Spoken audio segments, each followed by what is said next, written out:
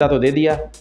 अब चंदे के बाद माननीय सुप्रीम कोर्ट ने ये बोला है कि भाई अब आप हिसाब भी दे दो किसने किसने क्या चंदा दिया है 3 हफ्ते के अंदर। अब अगर वो बीजेपी अपना वादा करती है या एनडीए चाहती है कि उनको 350 400 जितने भी वो पार बोल रहे हैं, उसमें ऐसा मुझे लग रहा है कि जो लोकल एजेंडे इन्होंने अभी मुकाबला था, और ये मुकाबला अब आज की डेट में राहुल जी की पहली यात्रा और अब जो यात्रा में ये मुकाबला बहुत रोचक होता, क्योंकि कांग्रेस की जो छवि बनी है जीतेगी या नहीं जीतेगी, दो बातें हैं। या तो राहुल गांधी ने जो उत्तर से लेकर दक्षिण तक और पूर्व से लेकर पश्चिम तक जो अपनी यात्रा की है उसकी वजह से जीतेगी, या मोदी के द्वारा किए गए अंडरकरंट बहुत किए मांगा है।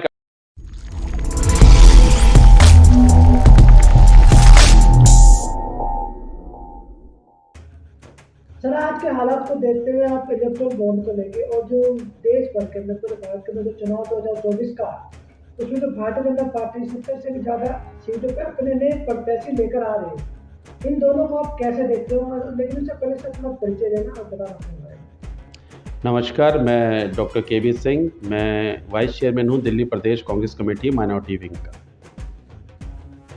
तो जो दो क्वेश्चन मैंने आपको बता देता हूँ, बता दो मेरे पास क्या सोच। आपने 2 सवाल पूछे। पहला पूछा इलेक्ट्रल बॉन्ड जो है।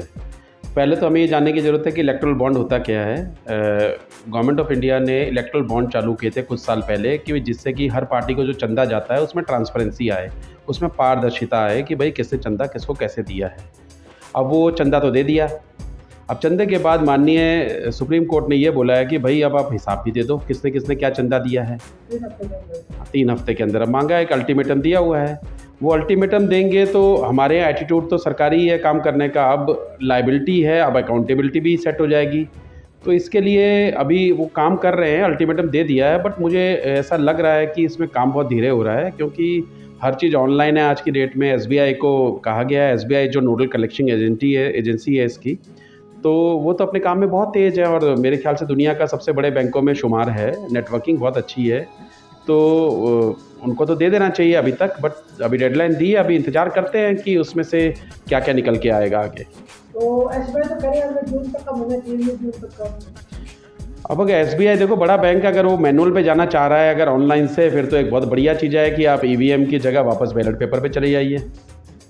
वही मतलब है ना इनका कहने का कि भाई हम इलेक्ट्रॉनिक हैं, इलेक्ट्रॉनिक में सारा काम करते हैं, उसमें अगर आपको 3 महीने चाहिए तो आप मैनुअली ढूंढोगे ना कि कैसे कैसे क्या हो रहा है, तो फिर आप ईवीएम की जगह बैलेट पेपर पे चले जाइए।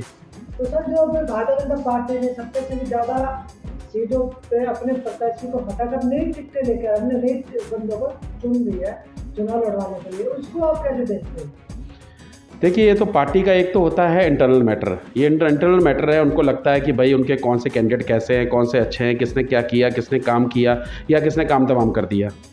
तो मुझे ऐसा लग रहा है कि अगर हम दिल्ली के परिप्रेक्ष्य में देखें और कुछ इंपॉर्टेंट सीटें देखें इंडिया में, तो उनके नेताओं ने काम करने की जगह काम तमाम कर दिया है, जिससे पब्लिक में भी और जनता में भी त्राही त्राही मची है। अब अगर वो बीजेपी अपना वादा करती है या एनडीए चाहती है कि उनको 350 400 जितने भी वो पार बोल रहे हैं, उसमें ऐसा मुझे लग रहा है कि जो लोकल एजेंडे इन्होंने अभी किए थे वो शायद एजेंडे फेल हो गए। पब्लिक को सब पता है, पब्लिक को देखो 3 चीज़ चाहिए, रोटी कपड़ा और मकान। जब ये सब कुछ होगा तो हम कहते हैं भूखे भजन ना होई गोपाला, ये लो अपनी कंठी माला। भूखे पेट तो आप भगवान का नाम भी नहीं ले सकते। तो अगर राम नाम जपना है तो उसके लिए जब पेट भरा होगा ना, तभी आप तसल्ली से उसमें भजन कीर्तन में आनंद लोगे।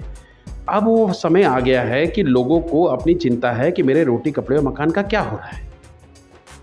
नौकरियां आई नहीं, जनता में त्राही त्राही है, महंगाई इतनी बढ़ गई, पेट्रोल डीजल इतना बढ़ गया। अभी हो सकता है कि इलेक्शन का टाइम है तो कोई ऐसा शगुफा आ जाए कि भाई थोड़े टाइम के लिए हम प्राइस कम कर रहे हैं, क्योंकि ये स्ट्रैटेजी होती है, प्रोपेगेंडा स्ट्रैटेजी।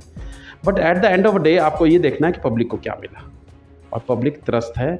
और मैं ही नहीं, आप ही नहीं, पूरे देश की जनता जो किसी भी पार्टी में हो, हर जनता त्रस्त है कि उनके जो डेली नीड्स हैं, रोज़मर्रा की आइटम्स हैं, वो खरीद नहीं पा रहे हैं, बच्चों को पढ़ा नहीं पा रहे हैं। पढ़ाएंगे कैसे, इतने स्कूल ही नहीं बने। अस्पताल आपके अभी आधे अधूरे हैं, उसका आपने उद्घाटन कर दिया, अस्पतालों में फैसिलिटीज़ नहीं है। दिल्ली को लीजिए, पूरे इंडिया की बात कर लीजिए, इंफ्रास्ट्रक्चर भी आपका जो है अभी आधा अधूरा है। तो आधे अधूरे में अगर आप काम करोगे तो शायद वो बने हुए से ज़्यादा अच्छा नहीं होता, वो डेंजरस ही होता है। दिल्ली के अंदर 7 सीटें बीजेपी चुनाव लड़ेगी, दिल्ली की मैं बात करूँ तो 1 सीट को छोड़ के 6 सीटों पर नए प्रत्याशी है।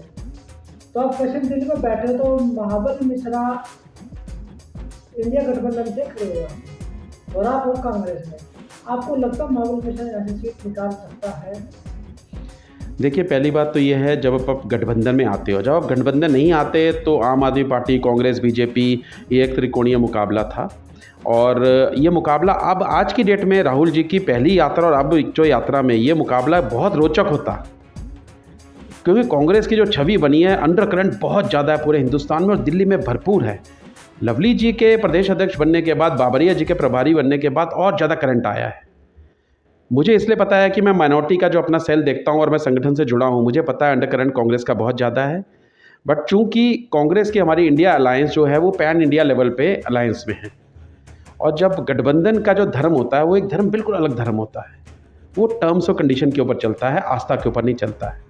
और टर्म्स एंड कंडीशन में ये बताया गया है, हमें बताया गया है और ये फाइनल हुआ है कि वेस्ट दिल्ली में पिछले जो पूर्व के 10 साल पहले जो विधायक थे महाबल मिश्रा जी, उनको टिकट मिली है। अब महाबल मिश्रा जी को टिकट मिली है, वो वेटरन लीडर हैं, पुराने कांग्रेसी ही हैं जो अब आम आदमी पार्टी में हैं। तो ये हमारा गठबंधन धर्म हो जाता है उनको सपोर्ट करना। जीतने की उम्मीद लगती है? देखिए, वादे करने का कोई फ़ायदा नहीं, हम जीतेंगे ये करेंगे। लड़ना अच्छी तरह है, अगर आप अच्छी तरह लड़े हो, अगर आपका पहला स्टेप अच्छा है तो अगले स्टेप अपने आप उसको चालू कर देते हैं। मैं मनोवैज्ञानिक को थोड़ा इस तरह से ही बात करता हूँ, अगर आपकी शुरुआत अच्छी है तो अंत ज़रूर अच्छा होगा। अगर आपकी स्ट्रैटेजी इन राइट प्लेस है, राइट टाइम पे है, तो आप ज़रूर सक्सेसफुल होगे। और गठबंधन जिस हिसाब से सारे मिल के काम करें तो बहुत अच्छी सुनामी आएगी और हमें उम्मीद है कि बहुत अच्छे रिजल्ट देखने को मिल सकते हैं। आखिरी सवाल आपसे मेरा ये है कि 2024 में कांग्रेस जीतेगी या नहीं जीतेगी? दो बातें हैं, या तो राहुल गांधी ने जो उत्तर से लेकर दक्षिण तक और पूर्व से लेकर पश्चिम तक जो अपनी यात्रा की है उसकी वजह से जीतेगी, या मोदी के द्वारा किए गए कामों की वजह से जीतेगी कांग्रेस? नहीं, मोदी जी ने तो अपनी पार्टी के लिए काम किए हैं, उनकी वजह से हम क्या जीतेंगे? मोदी जी के फेलियर की वजह से हम जीत सकते हैं, जो पार्टी काम नहीं कर पाई है उनकी। और राहुल गांधी जी की यात्रा, मैं आपके वही जवाब दे रहा हूँ। पहला बात यह है कि कांग्रेस में जो जान आई है ना, वो राहुल जी की यात्रा के बाद ही आई है। इससे दो फायदे हुए हैं। एक तो राहुल जी को पूरे इंडिया का, मैंने जैसे पिछली इंटरव्यू में आपको बोला था कि कश्मीर से कन्याकुमारी और मणिपुर से लेकर पूरा बॉम्बे, गुजरात तक एक उनको पूरा आइडिया लग गया कि इंडिया की डेमोग्राफी क्या है। हिंदुस्तान ऐसा देश है जहाँ हर 100 किलोमीटर में भाषा बदल जाती है और 200 किलोमीटर में खाना बदल जाता है।